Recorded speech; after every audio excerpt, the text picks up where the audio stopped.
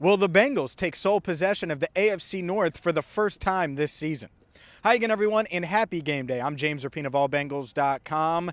And welcome into Cincinnati Bengals Talk, where it's Burrow, it's Brady, it's Bengals, it's Buccaneers, full of storylines. First things first, this Bengals team at 9-4, winners of 5 straight. They have a chance to take sole possession of first place in the AFC North because the Browns beat the Ravens. So all the Bengals have to do is handle business today, and boom, they're in first place as they try to defend their AFC North crown. They've been tied with the Ravens. Obviously, they lost the tiebreaker by losing to Baltimore earlier this year. They play Baltimore again in Week 18, but as of today, they could take first place with a win here in Tampa Bay. Great weather.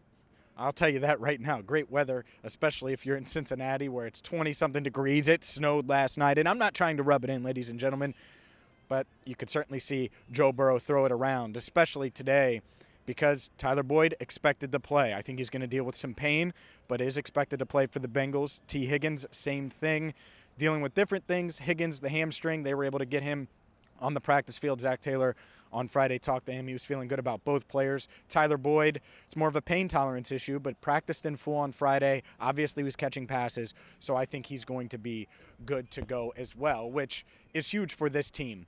Mainly because they're going to be shorthanded on defense. No Trey Hendrickson, no Mike Hilton. We'll see on Jalen Davis. I'll post actives and inactives on allbengals.com. We could see Dax Hill start in that nickel spot, and that's what you don't want, is Tom Brady to get into a rhythm now with 2 rookies starting in the secondary potentially. Not that you don't want Dax. I'm bullish on Dax Hill. I think he's a good player, but going up against a bad Bucs offense averaging just over 17 points a game, but you don't want to awaken Tom Brady or Chris Godwin or Mike Evans or all of these guys that have put up big numbers in the league for a long, long time. Obviously, we know what Tom Brady is capable of. It hasn't been the case this year.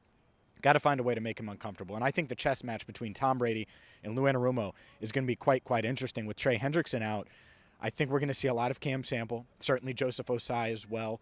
And those 2 guys are going to get more edge snaps than we've seen with Hendrickson out. And we'll see, if they do anything else. If they have Jeff Gunter active, he's been inactive in recent weeks. I could certainly see that.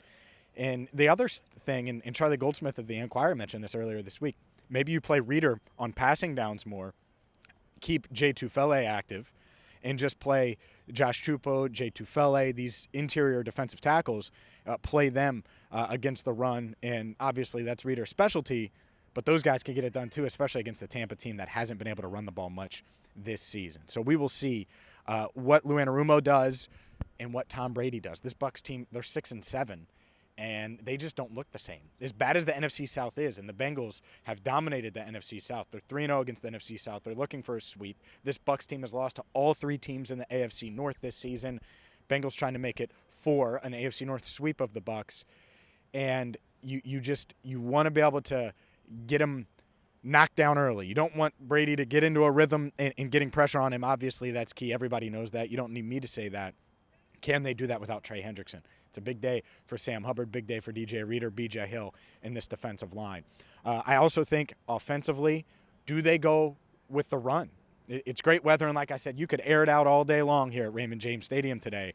But this Bucs defense has given up chunk plays on the ground, and that's something the Bengals, you could do that. You could keep your defense off the field, and I think it's a huge lift having Tee Higgins and Tyler Boyd. I wasn't sure if they were going to have them this week, and I think if you've watched our videos, you've known that, but they do.